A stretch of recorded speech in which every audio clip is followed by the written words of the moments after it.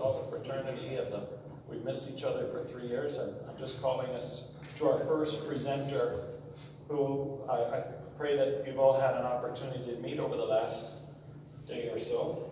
But John Lemire, a priest from the Diocese of Timmins, comes to us, and we're so blessed to have you, John, with us. Father John is responsible for the priest symposiums for the recently ordained, and then that middle group that I know he'll be talking to us about, in sharing the importance of listening to our brother priests, those who are newly ordained, those who have been in the trenches for a while, and also this connection between they and their bishop and all of us in our presbyteries of making them stronger. So on behalf of all of us, Father John, we thank you for being with us, and without further ado, we welcome you.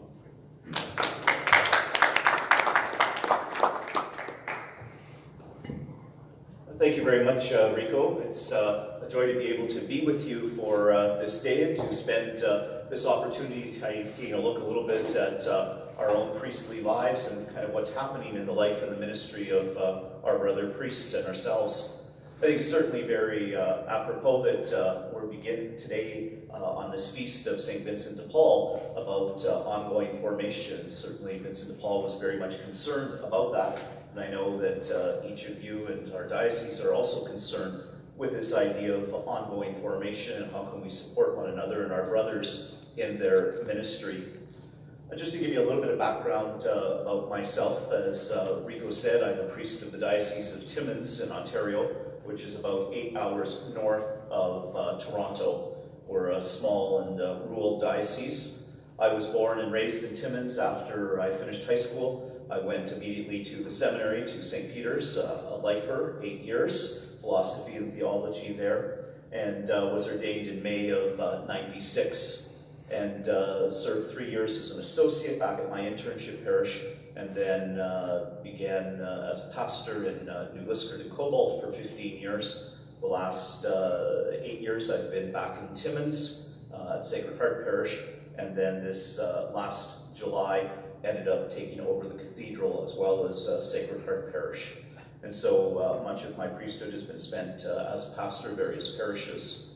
Again, coming from a small rural diocese also means that one has a number of different hats, and so almost since the beginning of my priesthood I've served as Director of Vocations and Director of Liturgy for our diocese, and a number of other committees. With my work with the vocations in Ontario, we have a loose-knit association of vocation directors, and we have gathered to support one another.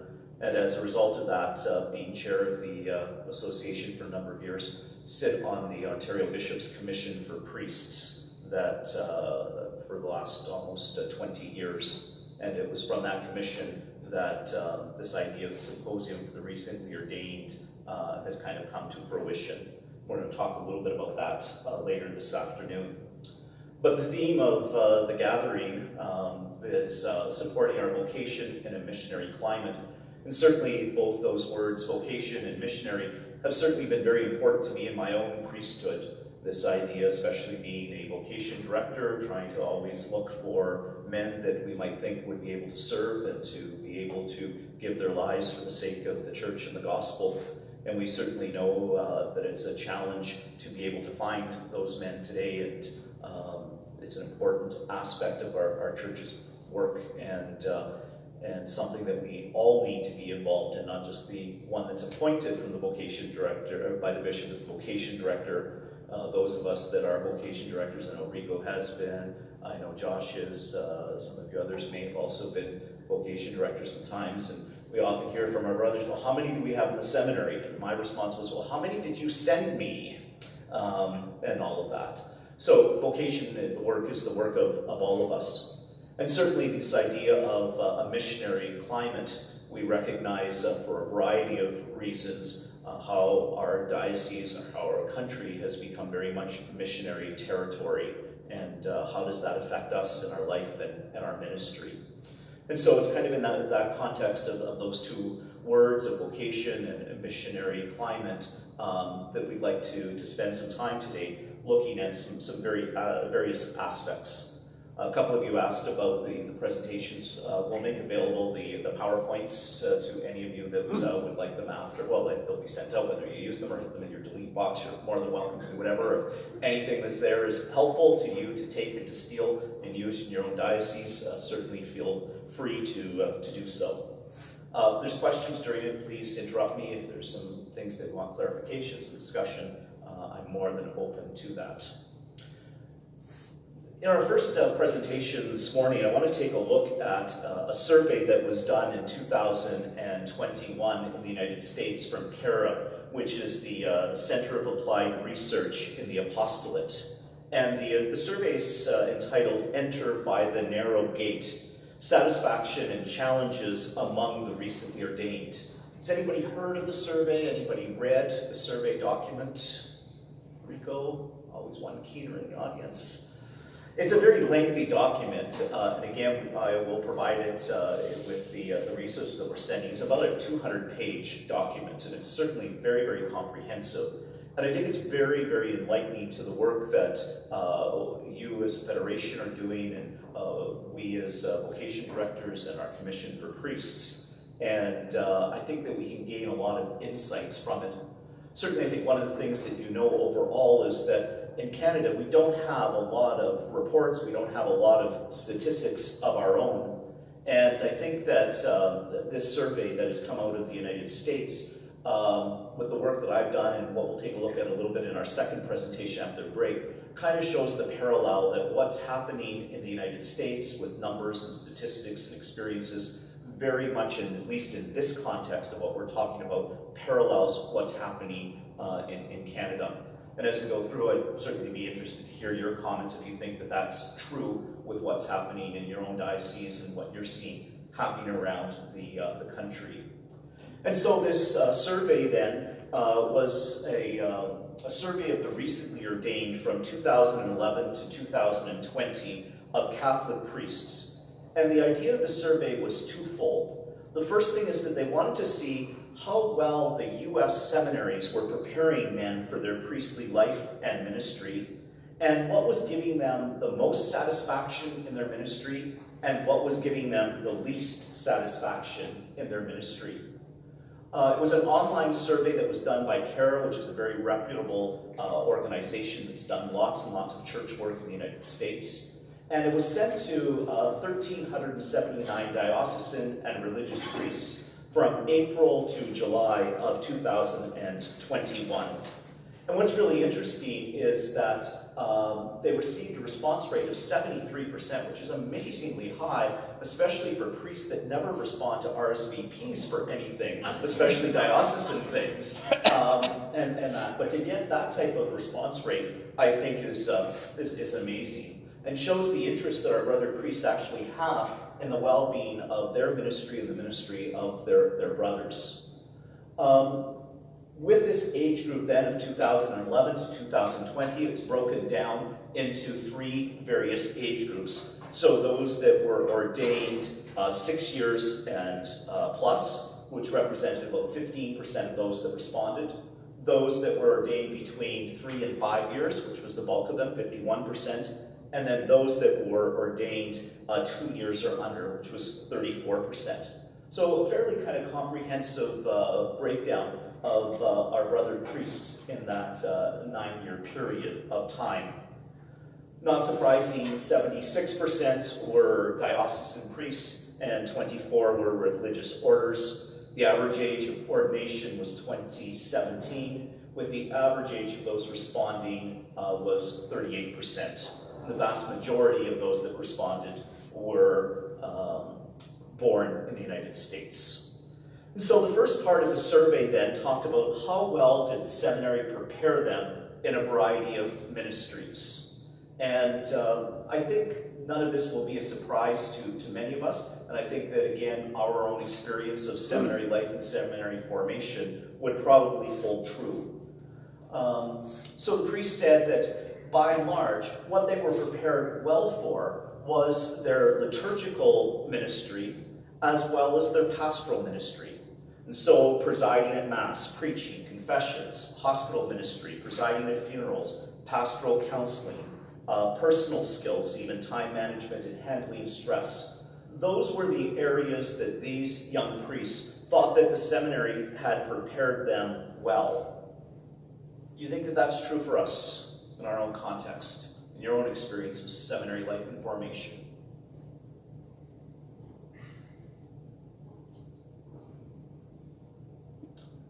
When we were looking then at the opposite side, what did the seminary prepare you least for? And again, I don't think this will be a surprise to many of us, especially those of us that are already pastors.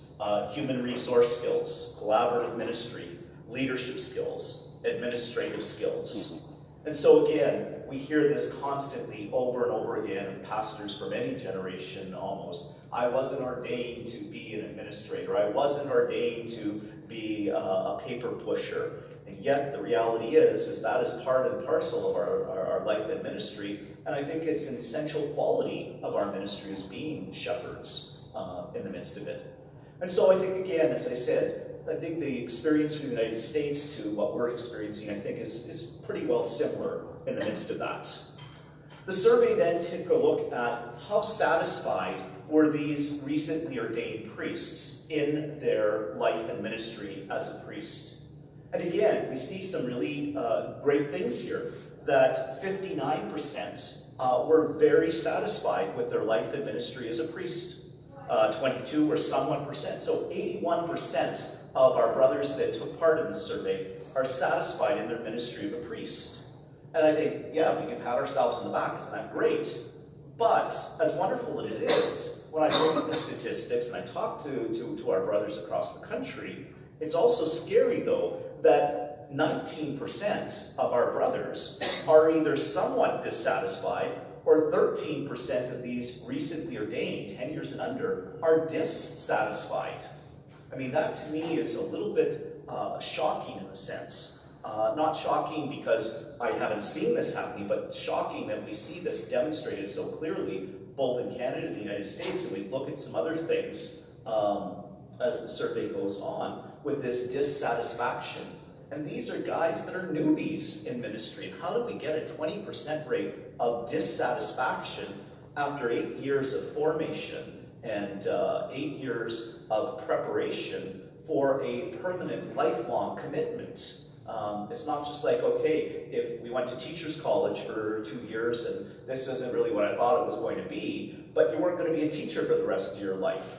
But these men that are in seminary know that this is a permanent, lifelong commitment. It's there. And already in the early stages, almost 20% experience that dissatisfaction already.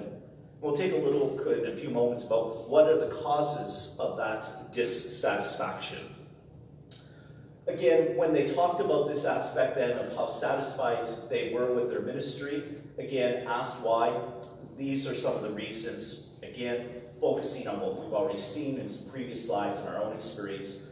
But what brought satisfaction was the liturgical celebration, the pastoral ministry, youth ministry, counseling, those one-on-ones in which we were kind of ordained for, that we want to be involved with our people. And again, that's why so many of us struggled during the pandemic, because a lot of those things, at least in a face-to-face meaningful encounter, were taken away from us. And many of our brother priests then didn't quite know how to cope or what to do, because we no longer had our people in front of us. And so how do we reinvent our ministry in the midst of what's happening to be able to still provide that spiritual connection and to provide that sense of community with our parishioners that are now isolated and at home? And so that satisfaction comes from that daily grind of our pastoral ministry. Again, levels of dissatisfaction. Again, not surprisingly, we've already talked about the administrative skills. But again, some of the new areas that come out in this part of the survey about least satisfied, the poor relationship that they have with their pastor.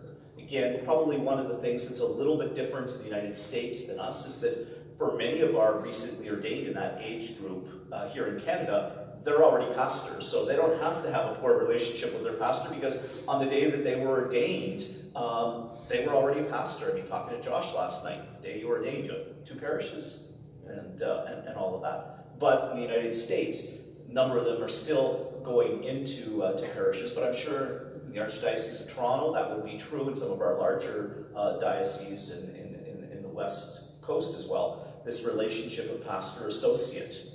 The feeling, and I'm sure all of us have also experienced this, the feeling of being overworked, frustration with their diocesan bishop. We'll talk a little bit more about that. So maybe it's good that our bishops are away at the CCCB and your liaisons are not here today. We can have a little more fruitful discussion about our frustrations with them. And then interesting, again, the least areas of satisfaction was a lack of fraternity among their fellow priests. And again, we'll talk a little bit more about that in a few moments. Again, any of this surprising, resonate, comments?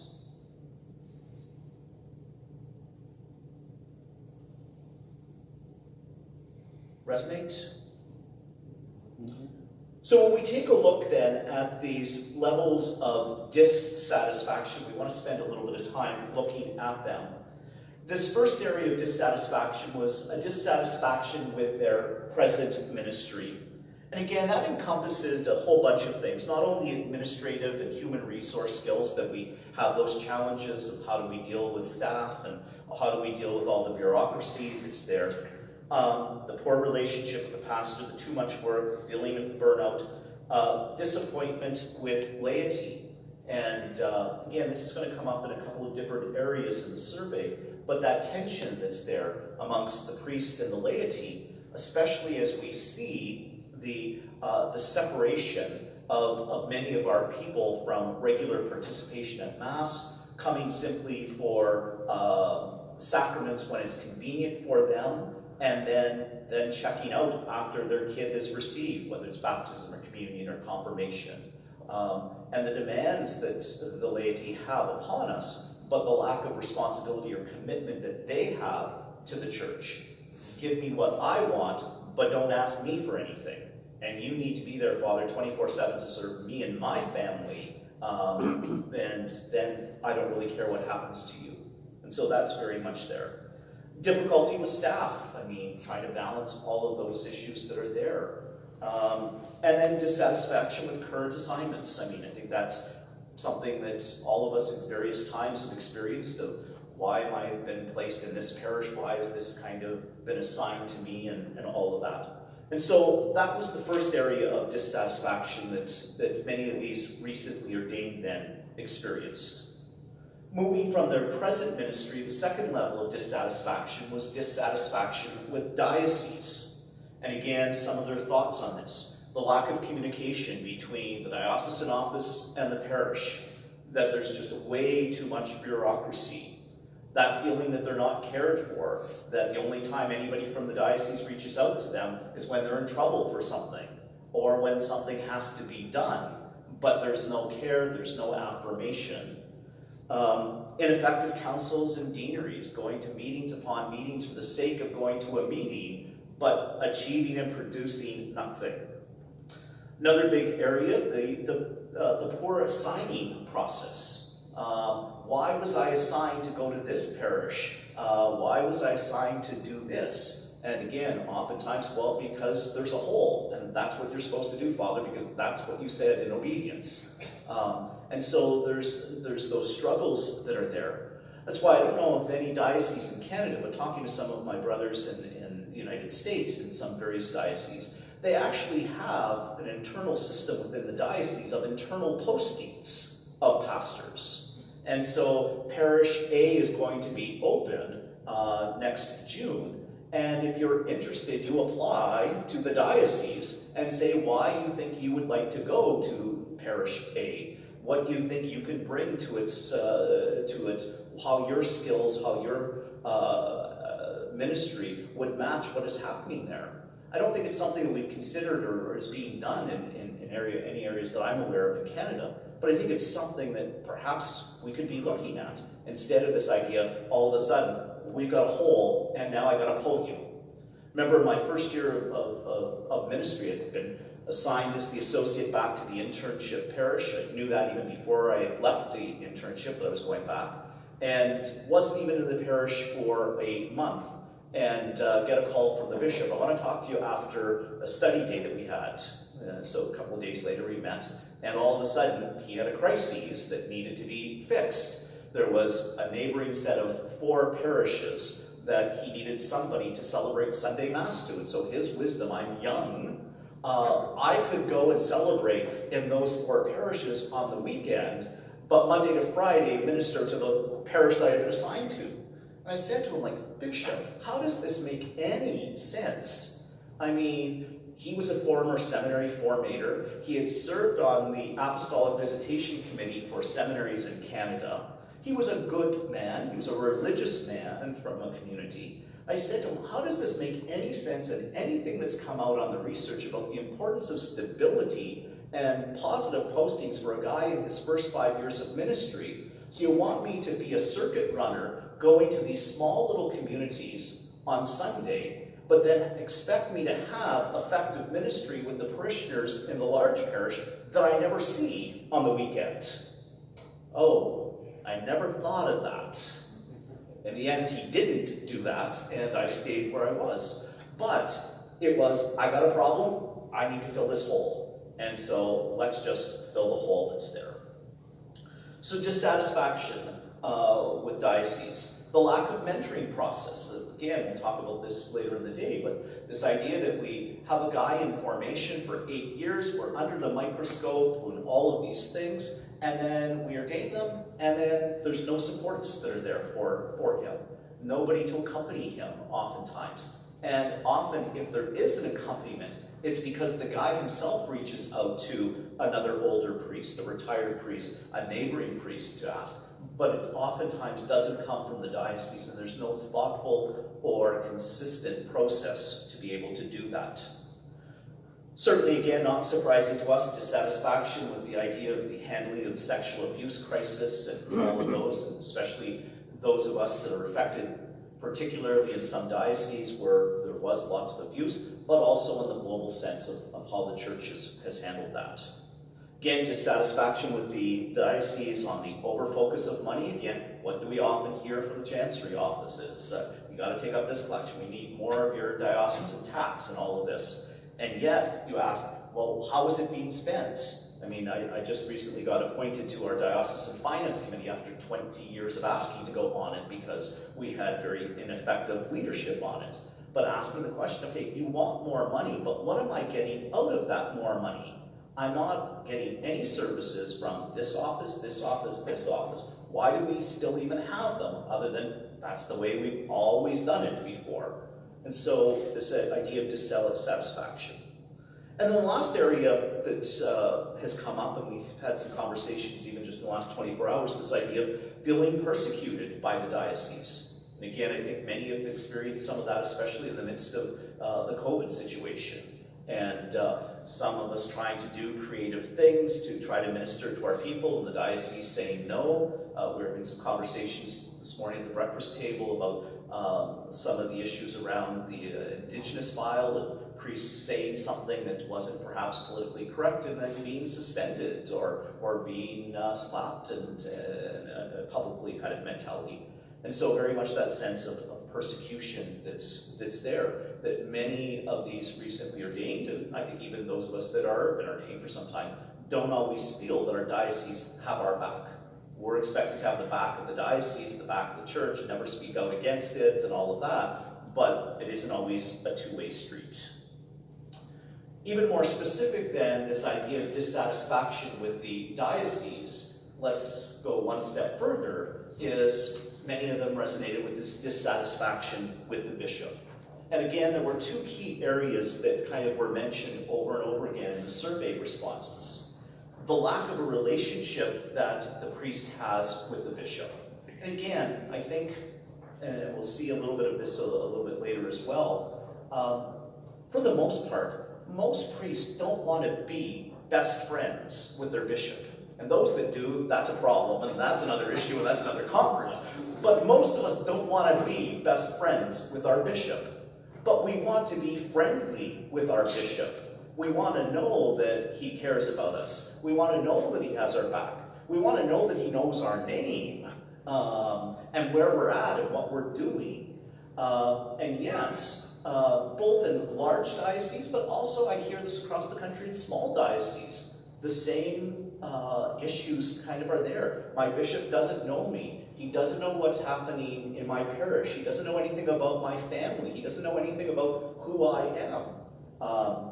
And so there's that lack of relationship that's there. And then again, a frustration amongst many of the recently ordained is that there's a lack of vision in the diocese by the bishop himself. What's happening in the diocese? Where are we going?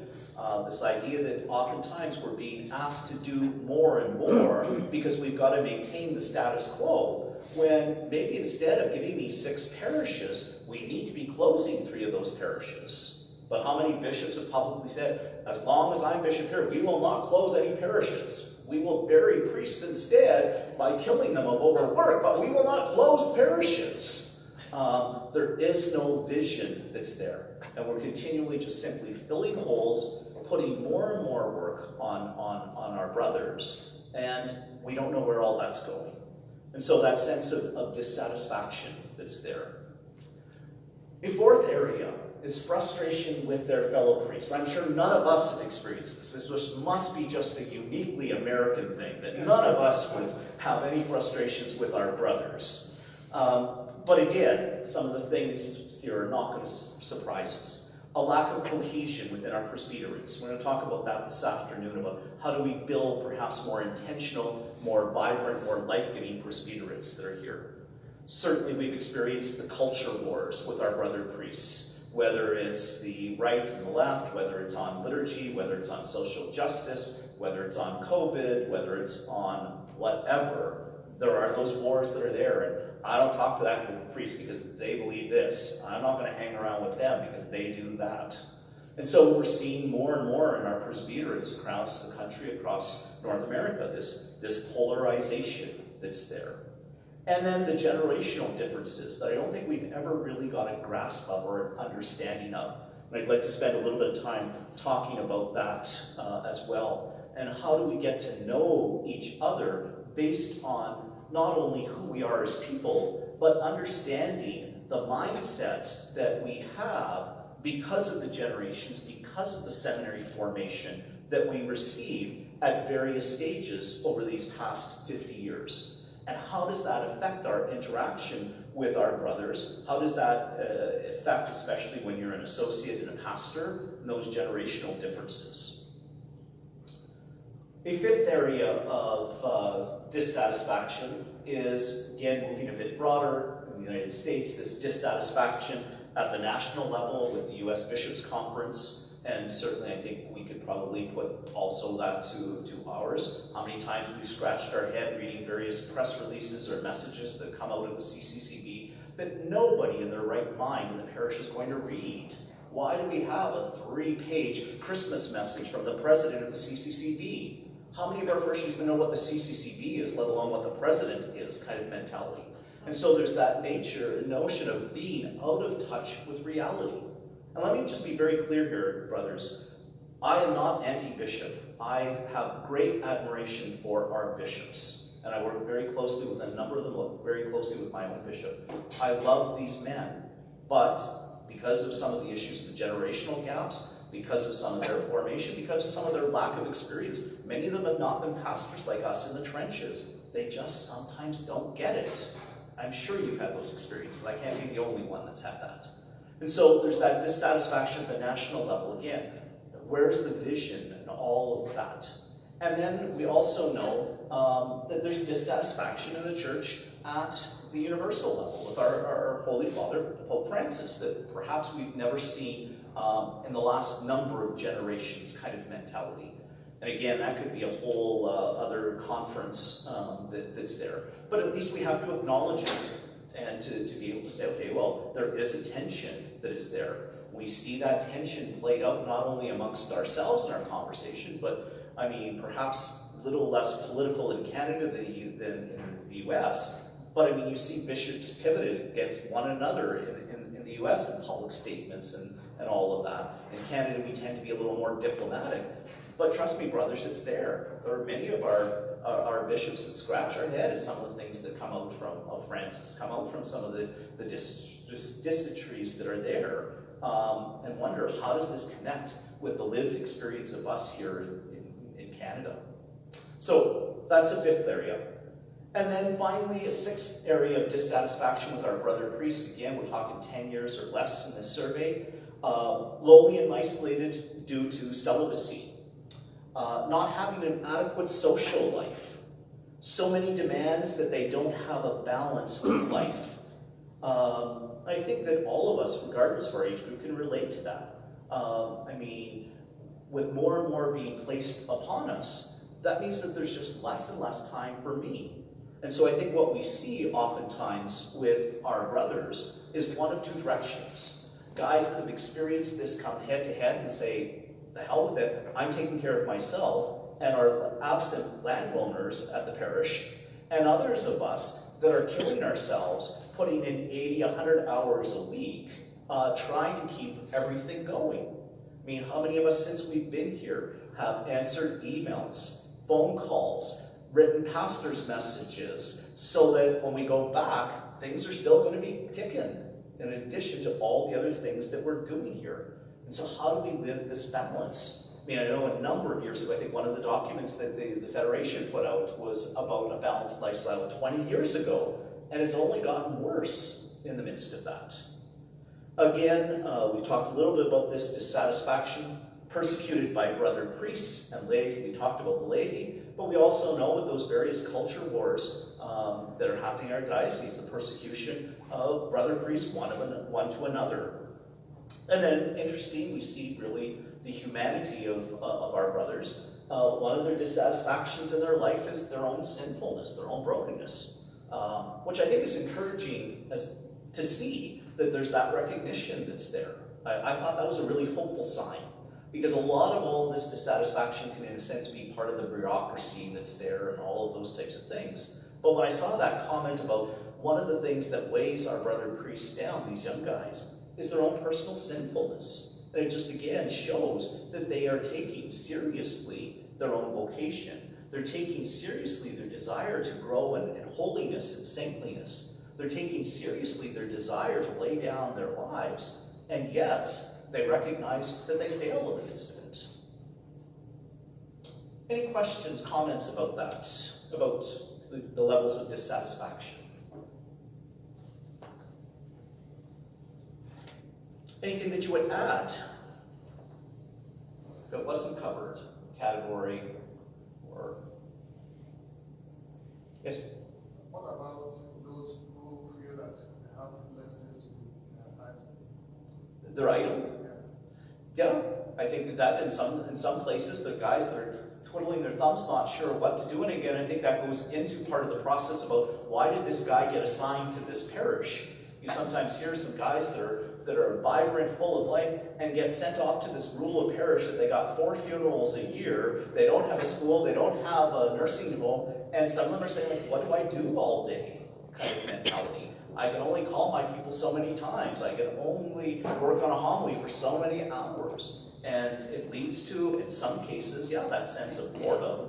And then that boredom then, unfortunately, often leads to some, if left unchecked, some struggles with addictive behavior. Whether it's with drinking, with pornography, with looking for love in all of the wrong places, and all of those types of things. Yeah. I'd like to come to the mic. Sure. Because my voice is not very strong, so I need a mic here. First of all, I would like to thank Father John for very good presentation.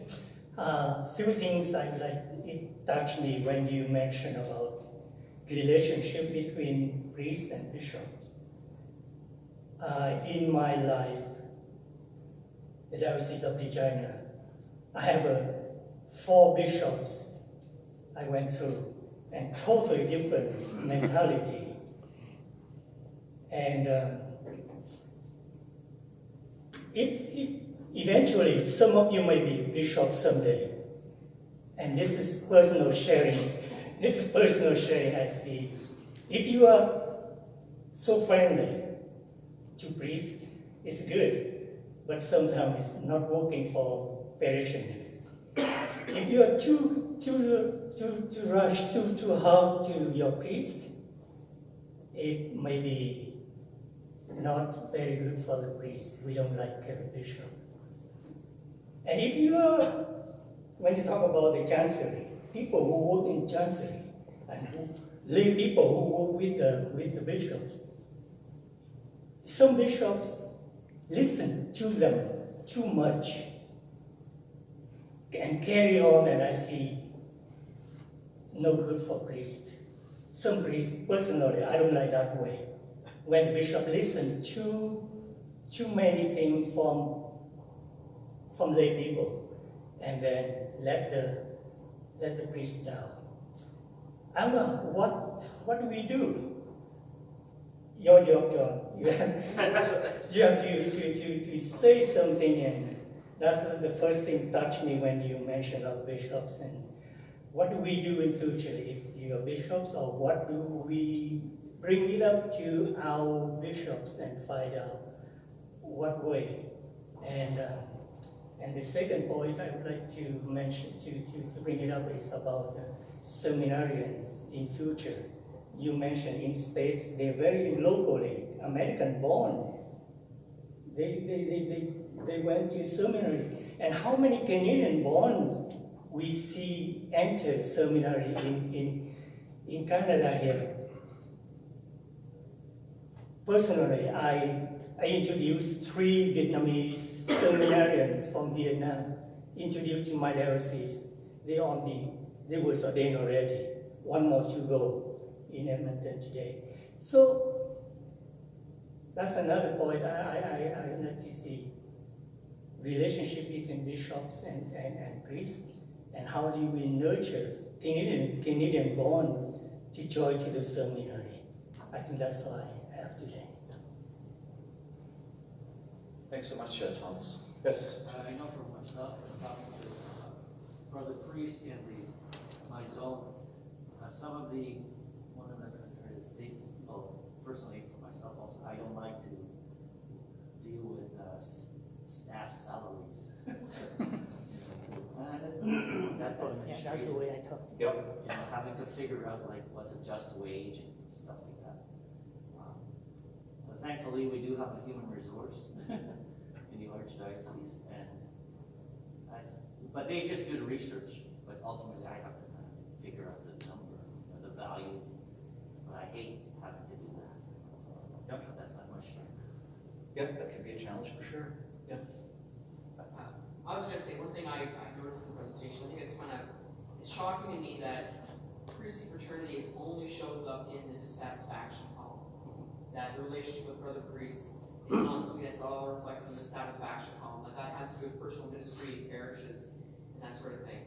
And it just really underscores to me the importance of really working on that in our dioceses, that young priests that are recently ordained could not find consolation in the community of their brothers.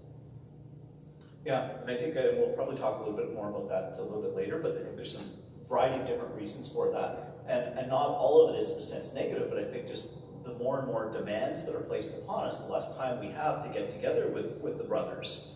The vast, in many of our dioceses, just the vast distance between one brother and the other, to get together, even sometimes in the same diocese, but you're hours apart. Just even like, I think in Toronto, even though you're not that far apart, you put in travel time, a short little trip is still a 2-hour experience kind of mentality, and so we have less and less time for that. Yep.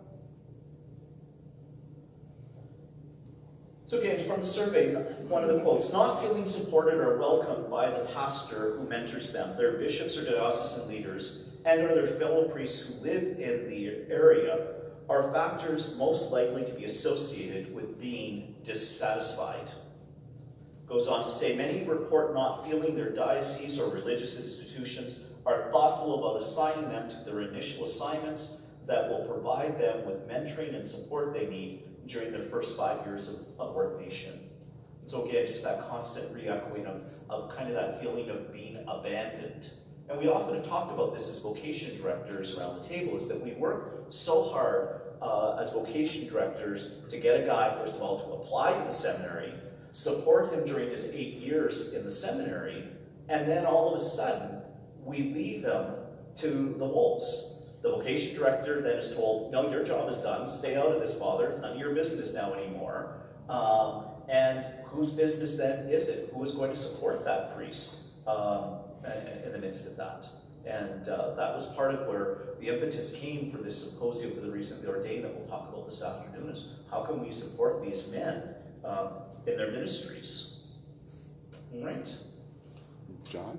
Yes? One of the things that, when you just said that, when I was talking to a few of the young priests who they're going into their assignments, I told them, if you don't get along with the pastor, if you find that this is not going to work, don't wait a whole year. Make the decision, talk about it, if you can't talk to the mentor who you're dealing with, talk to the diocese so that they're aware that this doesn't seem like working.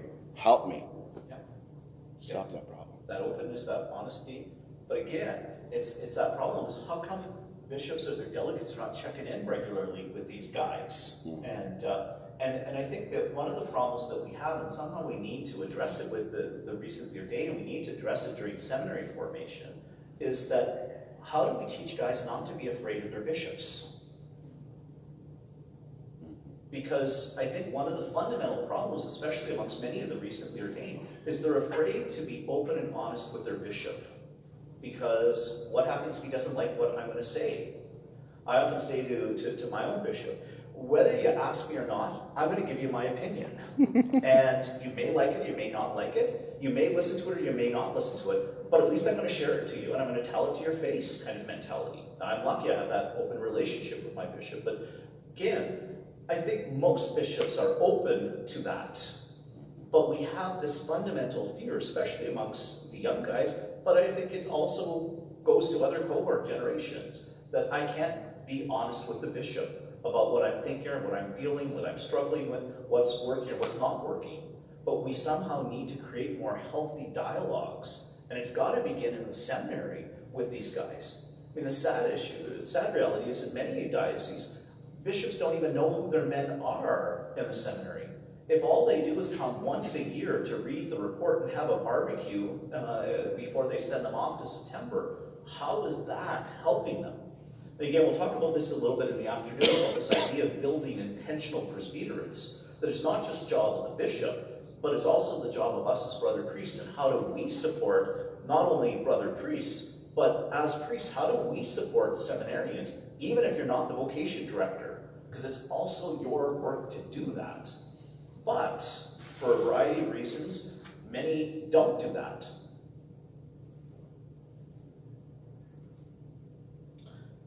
Next area the survey looked at is what are the largest problems on a daily basis that these young priests experience? And again, not surprisingly, the different age cohorts of the priests in their dioceses, theological differences amongst their fellow priests. And then the third, though, area that came out that we haven't seen before yet is 39%. This not feeling they have input into the decision-making process at the diocesan level. Again, that idea, that disconnect from the chancery or the diocesan center to the parishes, we're asked to be doing these things, but we're in the trenches and saying, Bishop, this is not going to work. Bishop, this prayer of the faithful that came out of whatever office doesn't even make sense, let alone how are people going to relate to that? Taking a look at trying to put together a pastoral plan or to deal with particular issues, and yet not having any say, similar to sort of what Thomas was saying, that the bishop will rely more on the voices of the lay people that are working at the diocesan center, who again, many of them, God bless them, are great working people, but have never experienced in a parish. And the demands that we have and the juggling that we have, brothers, to do in trying to keep everybody satisfied, keep the parish going, and then do all of the things that we're supposed to do. Bury the dead, take care of the sick, make sure that we're in the schools, make sure that the roof leak is fixed, and all of those types of things. That there's that lack of sense of what real life in ministry is. Maybe, perhaps, as a response to what Thomas is saying and the issues, maybe we need to have chancery staff be mentored by pastors to say, come and live with me for a week and see what happens in the parish before you send me another to-do thing. and you realize that this is number 49 on the list that's there. So that's where the daily struggles in those three kind of big areas. Again, none of this should be a surprise to us. What programs are available in their diocese that support them during their initial years? Now, one of the things, though, that did surprise me, not that it's on the list, but that 99% of them said that retreats supported them during their initial years. I mean, the sad thing is that we're seeing in many dioceses, I know my diocese has been like this for many, many years, is we no longer have a diocesan retreat because we just simply don't have the men to gather kind of mentality. When you're a bilingual diocese of French and English, you need to have 2 different retreats, 2 different retreat masters, you got 2 small little groups that are there. I know of many other dioceses, not even necessarily small dioceses, but no longer have an annual priest retreat. You're left on your own to do it. So again, the brothers are never getting together to be able to spend that time that's there. Again, what surprised me, not that it was on the list, but a high percentage, spiritual direction. And again, the reality for many of us that come from rural dioceses that have great distances, where do you find a spiritual director these days? If you're in some of the big areas, that's great, wonderful, and all of that. But in many of our other dioceses, where do you find competent, trained people that can give direction to brother priests? So I mean, I think that's an issue that is there that we've never really addressed in terms of our realities that are there today. So again, I don't think any of these areas themselves will surprise us that they found support in the midst of it. And the last thing I want to look at before we take our break is in the midst then of all of these things that are happening and situating this is brother priests in their first 9 years of ministry, asks the challenging question, would they enter the priesthood again? Knowing what they know today, would they enter the priesthood again? One of the things I thought, first of all, was really encouraging, was that 96% of our brothers said that they would enter the priesthood again. 80% said definitely, which is a really high percentage, definitely. 16% probably yes. And then, I know the numbers don't exactly add up, but that's the way they were written. It's that with the 5% shows 101%, but when you do the points and all of that. But 4% said probably not, and 1% said definitely not. And so again, as wonderful it is that 96% of our brothers in their first 9 years of ministry said that they would enter it again, we see 5% of them saying no.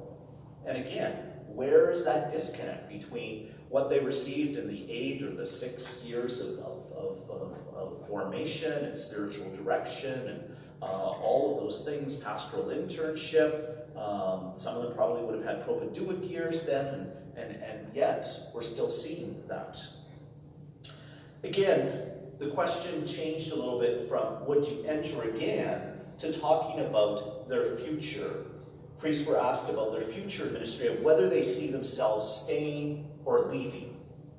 And again, good to see, 94% of our brothers said that they were staying. But again, not surprising then, 6% said that they were uncertain about their future or probably would leave. And the numbers in the brackets are actual numbers of respondents, just so that you get an idea, like what does 1% of the total? Well, that was 8 guys of that 1,100 that said that they will probably leave ministry. Well, 47 of those guys that said they're uncertain about their future. Again, when they were asked then to kind of elaborate on this, that if they ever thought about leaving the priesthood, what were their primary reasons?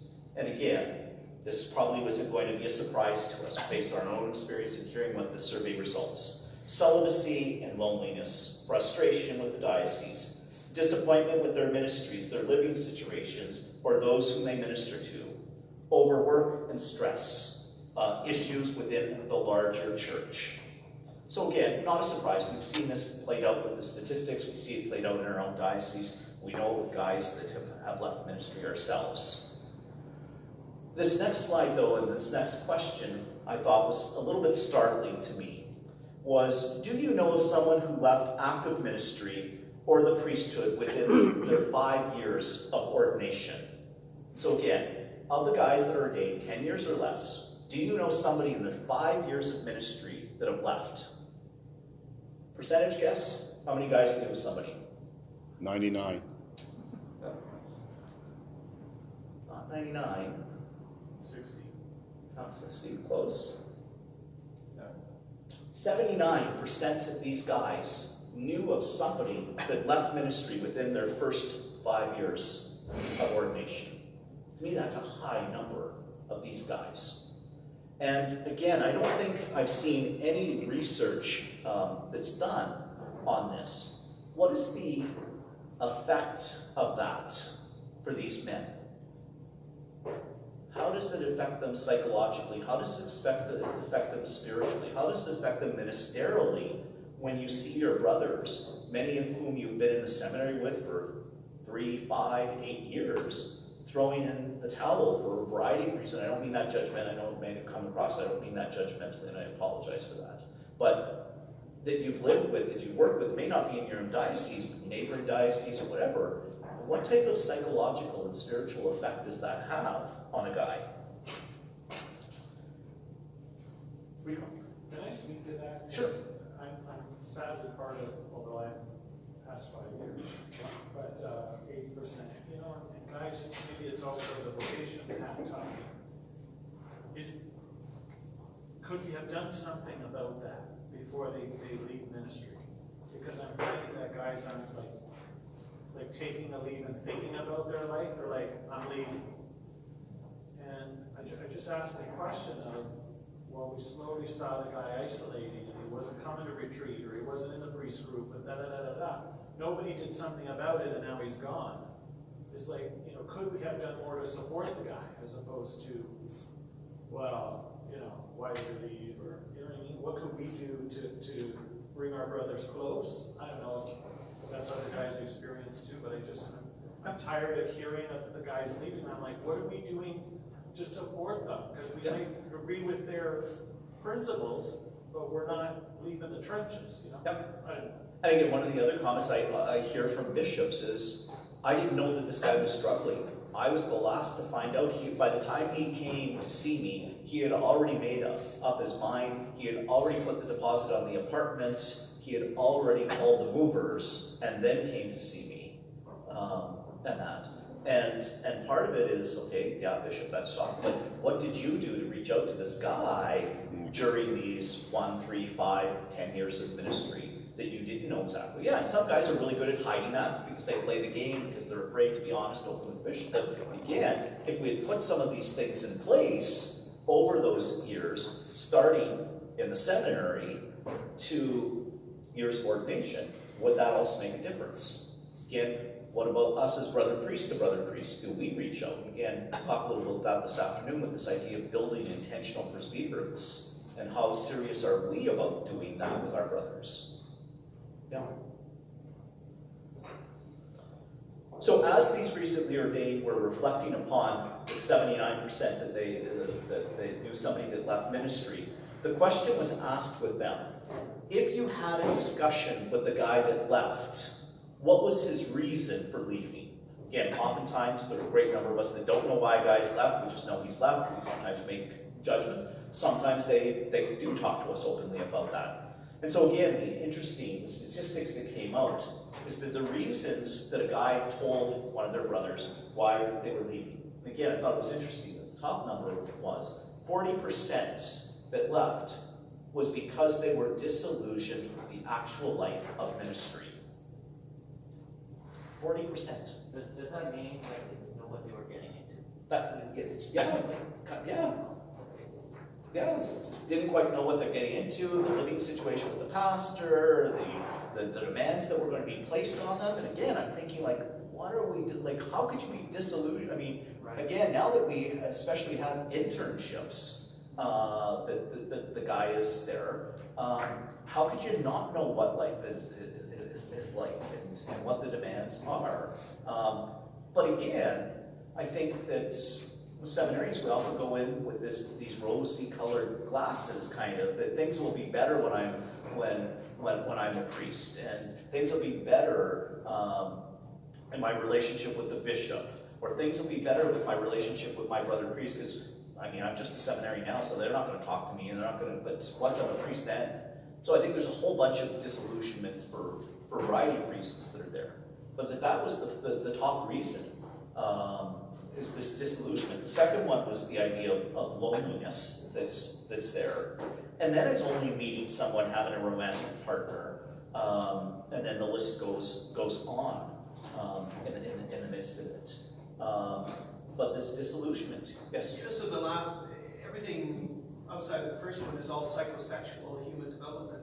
But the first one, so that identifies, I was expecting this kind of a relationship with my bishop, with my priests, with my parishioners, and I didn't get it. Is that what the first category is capturing?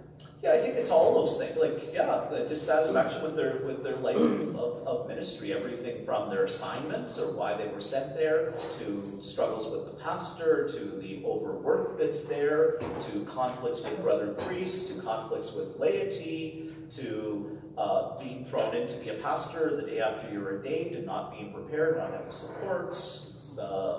All of those levels of dissatisfaction we talked about, the ramming of stuff from chancery, or crazy press conferences with the Holy Father, or, I mean, the whole gamut that's there. Okay.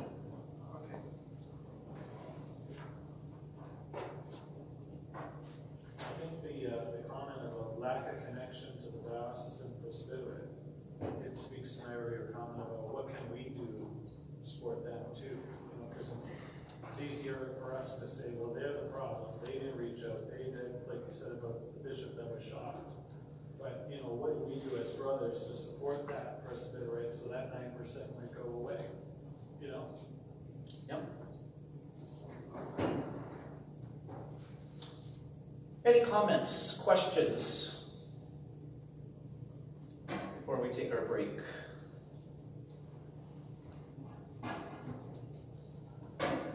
Was this helpful? Do you think overall it speaks to our Canadian situation? Yes. Yes. Do you think there's anything missing, kind of from our Canadian situation, from our perspectives, from Western Canada, Eastern Canada, Ontario?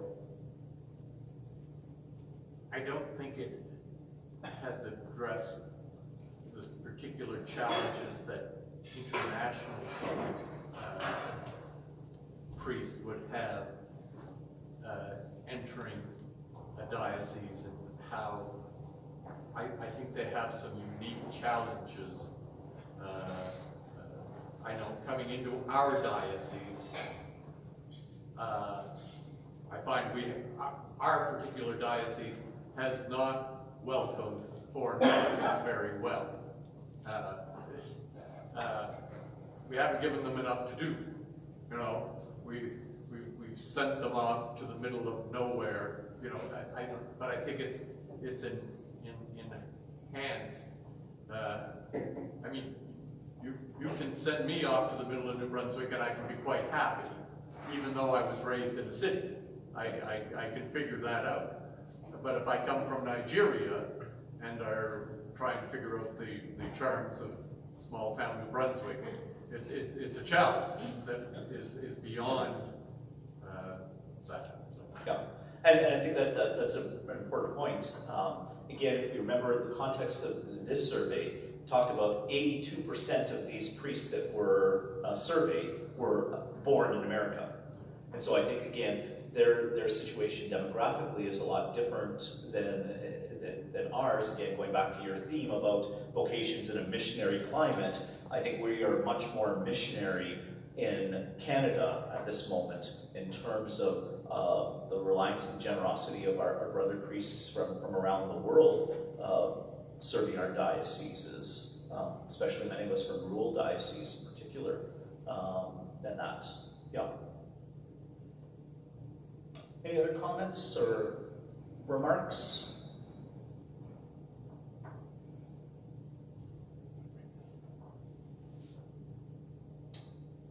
Otherwise, I believe we are now breaking at 10:30. I am right on the dot at 10:30. Praise you, Jesus.